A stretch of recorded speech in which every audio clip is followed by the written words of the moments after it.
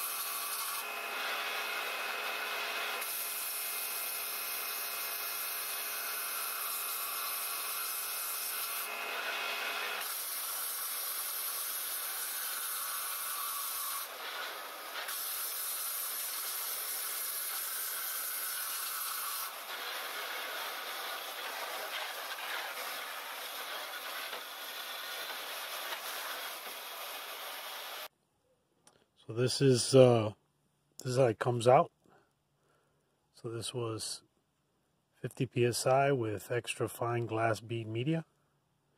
You can see it gets in all these little nooks and crannies. Does a really good job. If you were to try to clean this up using a brush or some other method, it would be close to impossible to get into all these little spaces and effectively remove all the dirt and grime. There's a smaller wheel.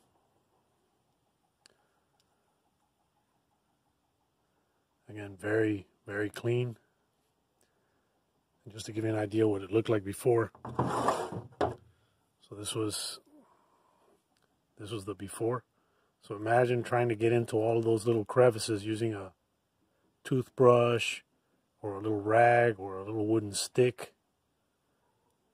You'll never get results like this. All right, another thing that you can do with the vapor blasting system is clean up plastic. Does a great job.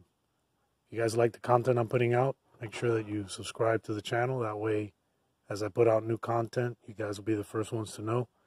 Leave me a comment. If you like the video, leave me a thumbs up. All right, guys, till next time.